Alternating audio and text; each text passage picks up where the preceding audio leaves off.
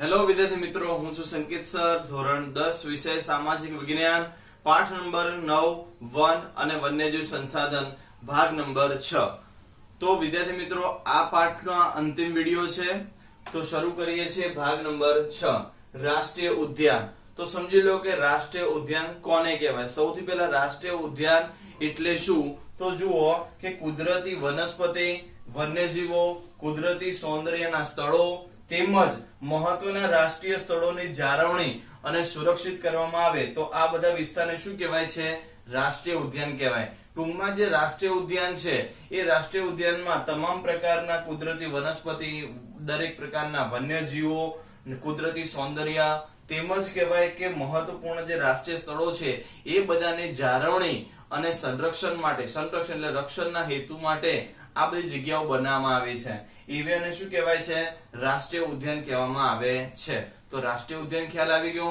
તો રાષ્ટ્રીય ઉદ્યાન જે છે એ અભયારણ્યની તુલનામાં વધારે સુરક્ષિત છે. જો પહેલો મુદ્દો લખ્યો છે મેં કે અભયારણ્યની તુલનામાં રાષ્ટ્રીય ઉદ્યાન વધારે સુરક્ષિત છે, સંરક્ષિત છે. રાષ્ટ્રીય ઉદ્યાનમાં એક થી વધારે પારિસ્થિતિક તંત્રનો સમાવેશ થાય છે, જ્યારે અભયારણ્યમાં એક જ પારિસ્થિતિક તંત્રનો સમાવેશ થાય.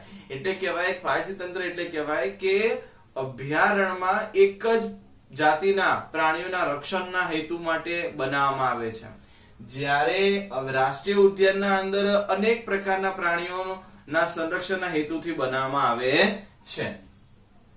પાલતુ પશુઓને ચરાવવા પર સંપૂર્ણ પ્રતિબંધ હોય છે.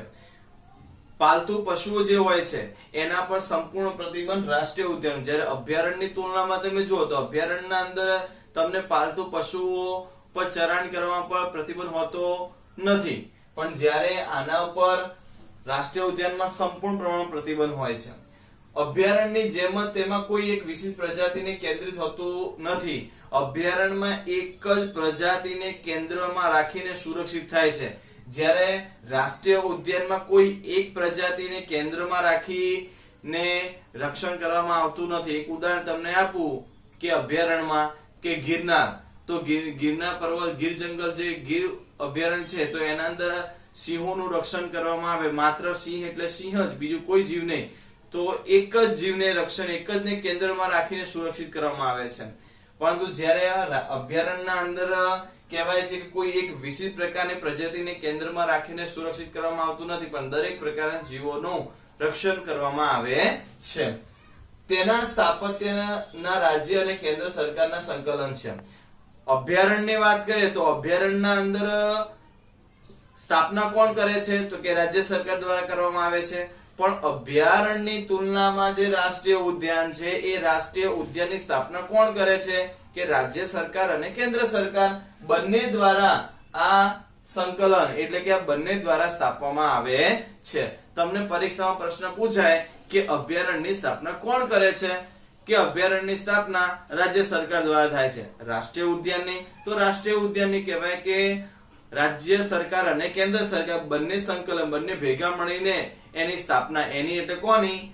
રાષ્ટ્રીય ઉદ્યાનની સ્થાપના કરે છે.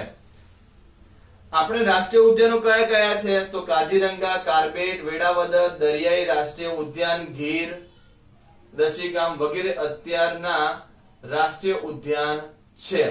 તો વિદ્યાર્થી મિત્રો, રાષ્ટ્રીય ઉદ્યાન વિશે ખ્યાલ આવી ગયો. રાષ્ટ્રીય ઉદ્યાન ફરીથી શીખવાડ દઉં. રાષ્ટ્રીય ઉદ્યાન અભયારણ્યની તુલનામાં વધારે સુરક્ષિત છે.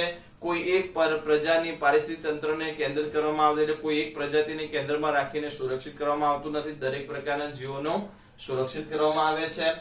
પાલતુ પશુઓને ચરાવવા પર સંપૂર્ણ પ્રતિબંધ છે. અભયારણ્યની જેમ જ કોઈ એક વિશિષ્ટ પ્રકારના પ્રાણીઓને સંરક્ષિત કરવામાં આવતું નથી, પણ દરેક જીવોનું સંરક્ષણ કરવામાં આવે. કોઈ એક પ્રકારના જીવને કેન્દ્રમાં રાખવામાં આવતું નથી, પણ દરેકને કેન્દ્રમાં રાખવામાં આવે છે. પણ કીધું છે કે અભયારણ્યની જેમ કોઈ પણ પ્રકારના પ્રાણીને કેન્દ્રમાં રાખવામાં આવતું નથી. તેની સ્થાપના કોણે કરી? તેની એટલે કોણે? રાષ્ટ્રીય ઉદ્યાનની સ્થાપના કોણે કરી છે? તો રાષ્ટ્રીય ઉદ્યાનની સ્થાપના રાજ્ય સરકાર અને કેન્દ્ર સરકાર દ્વારા થઈ છે.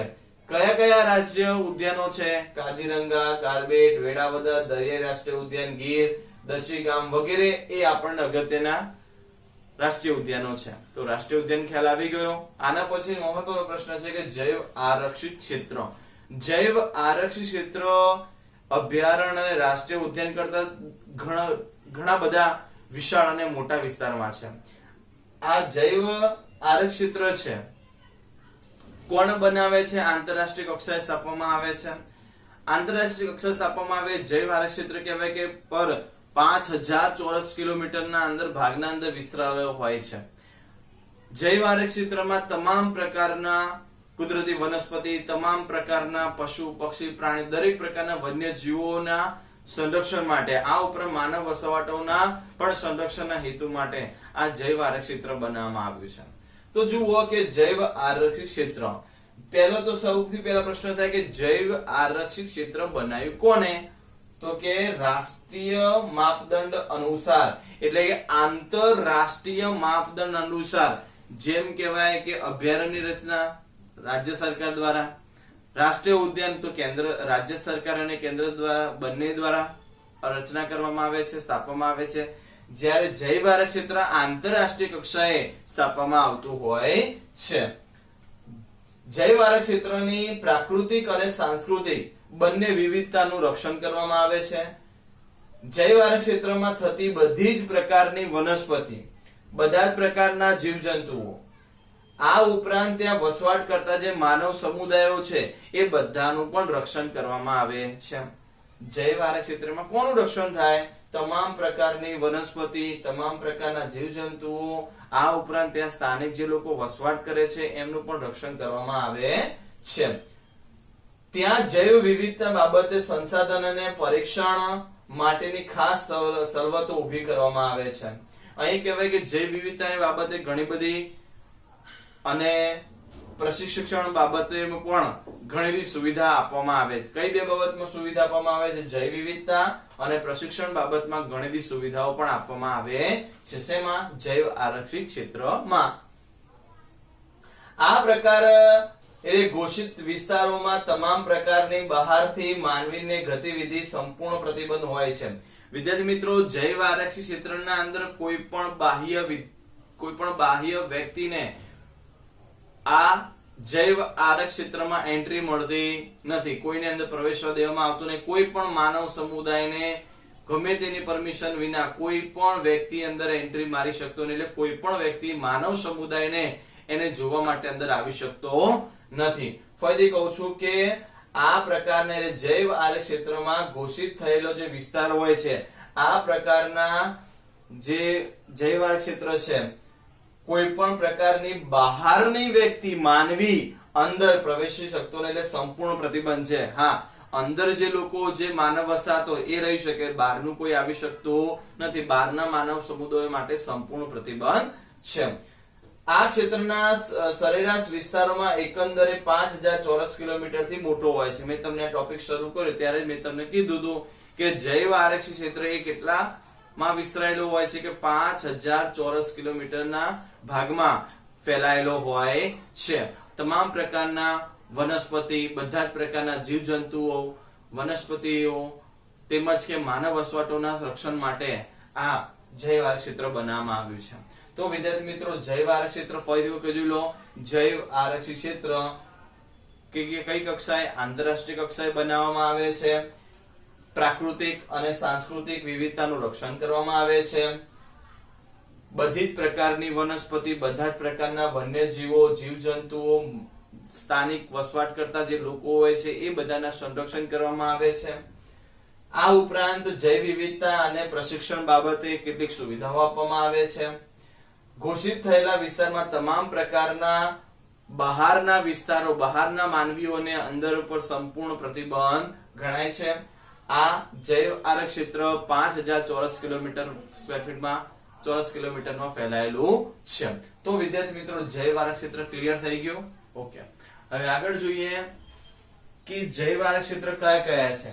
તો કે નીલગિરી, મન્નારની ખાડી, ગ્રેટ નિકોબાર, સુંદરવન, પંચમઢી વગેરે દેશના મહત્વપૂર્ણ જૈવ આરક્ષિત ક્ષેત્રો જોવા મળે છે. જૈવ આરક્ષિત ક્ષેત્ર કયા કયા છે?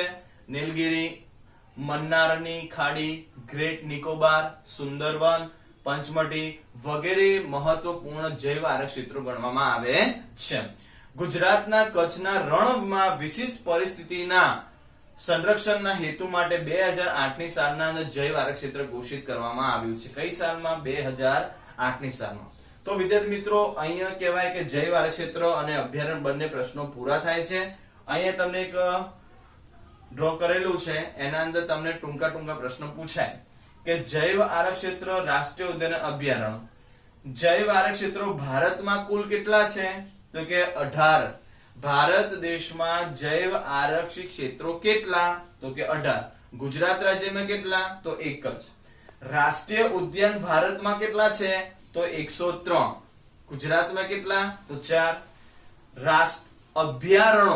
અભયારણ્યો ભારતમાં કેટલા? તો 531. ગુજરાતમાં કેટલા? તો 23. યાદ રાખજો, ફરીથી કહું છું, જૈવ આરક્ષિત ક્ષેત્રો ભારતમાં કેટલા? 18. ગુજરાતમાં કેટલા? તો 1. રાષ્ટ્રીય ઉદ્યાન ભારતમાં કેટલા છે? તો 103. ગુજરાતમાં 1 નથી પણ 4. રાષ્ટ્રીય ઉદ્યાન ગુજરાતમાં કેટલા? તો 4. અભયારણ્યો ભારતમાં કેટલા? 531 અને ગુજરાતમાં 23 જોવા મળે છે. તો આ રીતે સર્વે પ્રમાણે ગણતરી મુજબ નક્કી કરવામાં આવ્યું છે જૈવ આરક્ષિત્ર, રાષ્ટ્રીય ઉદ્યાન અને અભયારણ્ય. અહીં બે ટૂંકા પ્રશ્નો આપેલા છે તમને કે અભયારણ્ય એટલે શું અને જૈવ આરક્ષિત્ર એટલે શું. એક વખત ફરીથી તમને રિવિઝન કરાવી દઉં છું કે અભયારણ્ય એટલે શું? જેમના માથે વિનાશનું જોખમ હોય તેવા વન્યજીવોના રક્ષણના સંવર્ધન માટે સુરક્ષિત કરાયેલ વિસ્તારને અભયારણ્ય કહેવાય. તો વિદ્યાર્થી મિત્રો અભયારણ્ય કોને કહેવામાં આવે છે? કે જેના માથે એટલે કેટલાક પ્રકારના જીવો છે એના માથે સંકટ છે એટલે જોખમ છે, વિનાશ છે, એવા વન્યજીવોના રક્ષણ હેતુ માટે બનાવવામાં આવ્યું છે. ઉદાહરણ તરીકે વાઘ, સિંહ વગેરે પ્રકારના જે જીવો છે એમનો શિકાર વધ્યો રહ્યો છે, તો એ શિકારને ઘટાડવા માટે અને એ બધાના રક્ષણ માટે આ અભયારણ્ય બનાવવામાં આવે છે. કોઈ વિશિષ્ટ પ્રકારના પ્રજાતિના સંરક્ષણના હેતુ માટે અભયારણ્ય બનાવવામાં આવે છે. મેં આપણે આગળ વાત કરી એમ, જેમ કે વાઘ પરિયોજના બનાવી, સિંહ પરિયોજના, હાથી પરિયોજના, ગેંડા પરિયોજના, ઘડિયાળ પરિયોજના, મગરની એક પ્રજાતિ, ગીધ પરિયોજના, હિમદીપડા પરિયોજના, અલગ અલગ પ્રકારની પરિયોજના બનાવી છે. આ પરિયોજનાનો મુખ્ય હેતુ શું છે? પ્રાણીઓનું રક્ષણ કરવું. તો એવી રીતે કે જે જીવોના માથે સંકટ, વિનાશનું જોખમ ઊભું છે એવા જીવોના રક્ષણના માટે, સંવર્ધન માટે, સુરક્ષિત માટે અભયારણ્યની રચના કરવામાં આવે છે. ટૂંકમાં તેને અભયારણ્ય કહેવાય છે. રાષ્ટ્રીય ઉદ્યાન કોને કહેવાય? કે તમામ પ્રકારની વનસ્પતિ, વન્યજીવો, કુદરતી સૌંદર્યના સ્થળો, મહત્વના રાષ્ટ્રીયના સ્થળો, આ બધાની જાળવણી અને સુરક્ષિત કરવા માટેની જગ્યાના સ્થળ એટલે રાષ્ટ્રીય ઉદ્યાન કહેવાય છે. તો વિદ્યાર્થી મિત્રો આપણો પાઠ નંબર 9 વન અને વન્યજીવન અહીંયા પૂરો કરીએ છીએ. ફરીથી કહું છું, પાઠ નંબર 9 વન અને વન્યજીવન આ પાઠ અહીં પૂરો કરીએ છીએ. આ પાઠનો અંતિમ ભાગ નંબર 6 છે. તો હવે આપણે આ પાઠ અહીં પૂર્ણ કરીએ છીએ. હવે આપણે મળીશું નવા પાઠ સાથે, નવા વિડિયો લેક્ચર સાથે. ઓકે, તો ત્યાં સુધી દરેક વિદ્યાર્થી મિત્રોને નમસ્તે, જય શ્રી કૃષ્ણ.